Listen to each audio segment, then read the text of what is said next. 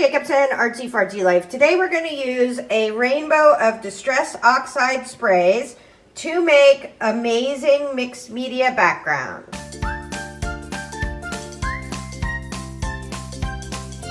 I wanted to have an array of backgrounds for rainbows. I tend to like to do things in rainbow colors. And so I wanted to make a rainbow of backgrounds using distress spray, and this is what I'm 65-pound white cardstock paper. So this is just plain Jane cheapy cardstock paper. And the cool thing about distress and the weird thing about distress oxide sprays, so I'm going to make red, and then I'll show you what's in all of them in case you want to get them, okay? I'm not going to make all the rainbow colors because it would take forever, but I just want to show you what we can do with this oxide spray.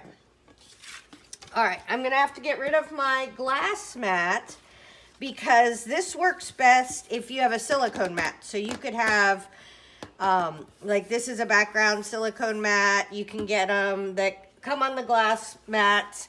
But what you need to do is you need to be able to break up the surface tension of the oxide sprays to get different gooby colors, right?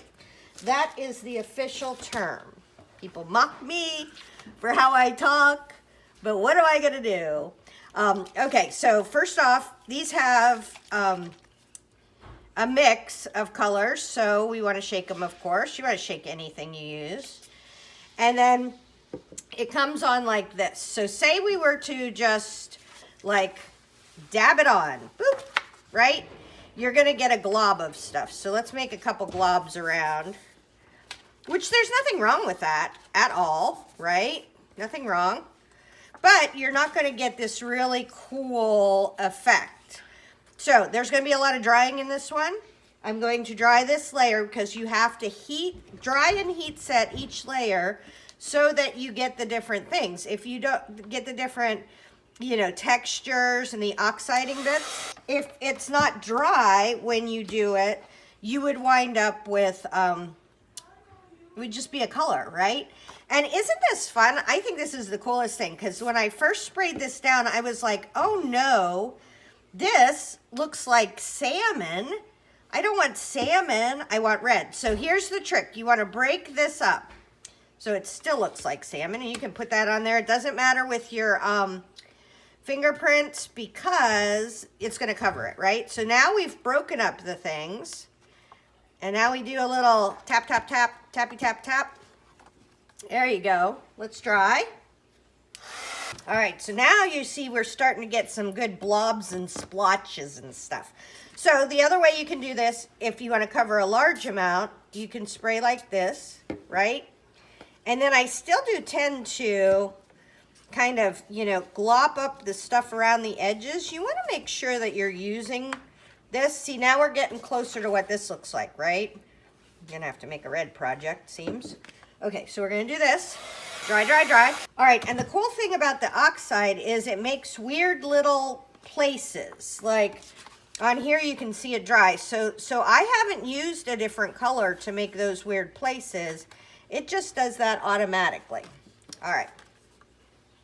So I'm going to do this. It's going to be my last spray.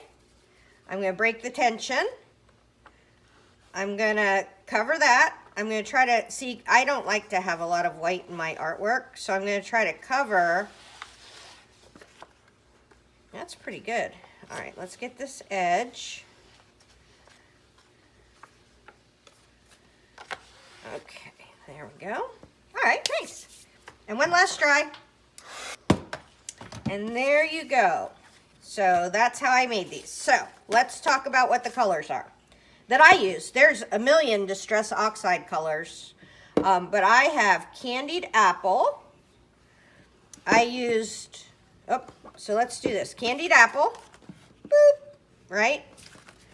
This one is spiced marmalade with maybe a hint of mustard seed, right? So you want to think about what happens when in color theory. So orange is yellow and orange, right?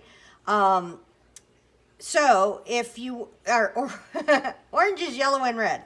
So if you want to add additional depth, you could just use, you know, orange, which is a spiced marmalade, but then also add a little bit of yellow. So that is this one, spiced marmalade.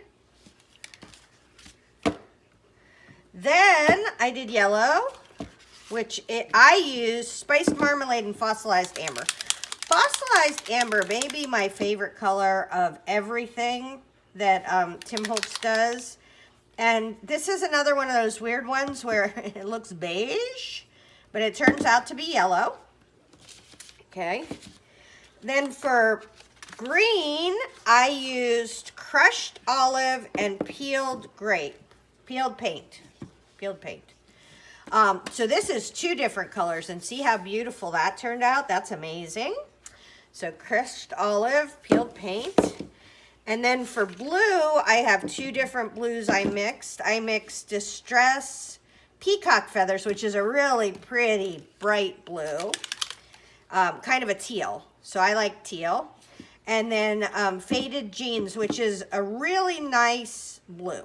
Like it's just a good solid, it's a blue jean blue, right? Like when you want to have a neutral color, it's a good color. All right, this is only Dusty Concord. So that turned out really nice. I like the oxiding in this one. And last but not least, I used Picked Raspberry and Victoria Velvet. This is a very subtle color that could go kind of almost any different way. If you used it with purple, it would probably go purple. So that was super fun to do. Hopefully that helps. Tara Jacobsen, Artsy Fartsy Life.